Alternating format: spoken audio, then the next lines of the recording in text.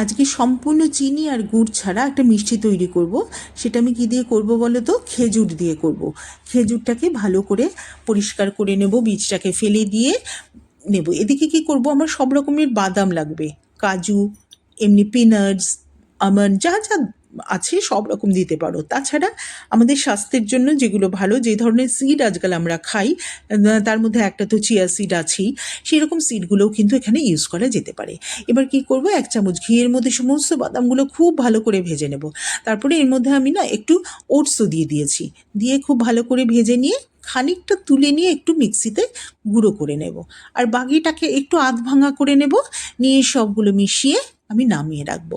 নামিয়ে রেখে এবার কি করব, কড়ার মধ্যে যে খেজুরগুলো আমি রেখেছিলাম সেই খেজুরগুলো দিয়ে দেবো, আর কিশমিশটাও দিয়ে দেবো তার সাথে, দিয়ে একটু নাড়িয়ে নেব।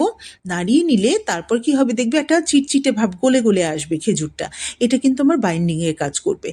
এবার এর মধ্যে সমস্ত বাদামগুলো আমি ঢেলে দেবো, ঢেলে দিয়ে খুব ভালো করে নাড়ালে দেখবে কিরকম একটা দলা পাকিয়ে আসছে, যেরকম আমরা নারকোল নাড়ু করি ঠিক তেমনি।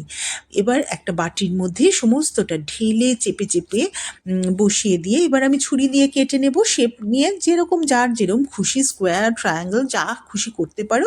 তাছাড়া নারকোল নাড়ু আমরা যেরকম করে দলা পাকিয়ে নিই, গোল গোল করে নিই, সেরকম কিন্তু করে নেওয়া যেতে পারে।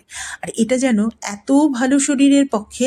আর আজকাল তো ছেলেমেয়েরা ভীষণ রাত জাগে, সবাই রাত জেগে পড়াশুনো করে নয় কাজ করে, এবং খিদে কিন্তু পেয়েই যায় মাঝরাত্রিরে। তখন কিন্তু এরকম একটা মিষ্টি খেয়ে, 1 গ্লাস জল খেয়ে নিলে খেতেও ভালো লাগবে, পেটও ভরে যাবে, আর ভীষণই হেলদি। কাজে এটা সবাই তোমরা বাড়িতে করে রাখতে পারো, বাচ্চাদের জন্যও ভীষণ ভালো, বড়দের জন্যও খুব ভালো। আর আরেকটা কথা হচ্ছে, সুগার পেশেন্টদের জন্য কিন্তু খুবই ভালো।